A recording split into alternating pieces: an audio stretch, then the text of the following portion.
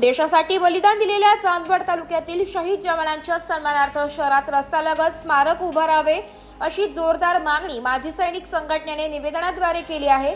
या मागणीसाठी माजी सैनिकांनी भारत माता की जय च्या घोषणा देत दुचाकी रॅली काढून चांदवड तहसीलदार मंदार कुलकर्णी व नगर परिषद मुख्याधिकारी दिनेश सिनारे यांना निवेदन सादर केले। माजी सैनिक संघटनेच्या निवेदनात नमूद केले आहे की शहीद जवानांचे स्मारक सर्वसामान्य नागरिकांना सहज दिसेल अशा ठिकाणी म्हणजेच मुख्य रस्त्यालगत स्वच्छ व मोकळ्या जागेत किंवा शहरातील प्रमुख बाजारपेठेत उभारण्यात यावे। अशा ठिकाणी स्मारक उभारल्यास नागरिकांमध्ये देशसेवेसाठी प्रेरणा मिळेल आणि शहीदांना उचित आदर व्यक्त करता येईल असे माजी सैनिकांचे म्हणणे आहे।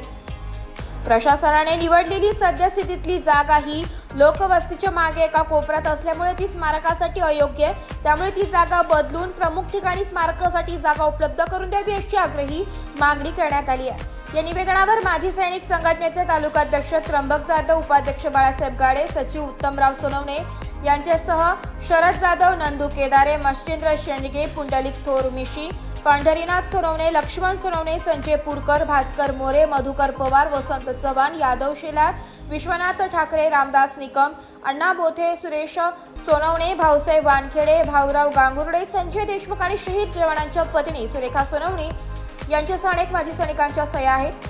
प्रशासनाने या मागणीची गांभीर्याने दखल घेऊन लवकरात लवकर योग्य ती जागा उपलब्ध करून द्यावी अशी मागणी माजी सैनिक संघटनेच्या वतीने करण्यात आली आहे। नाशिक लोकशाही न्यूज साठी देविदास जाधव, चांदवड।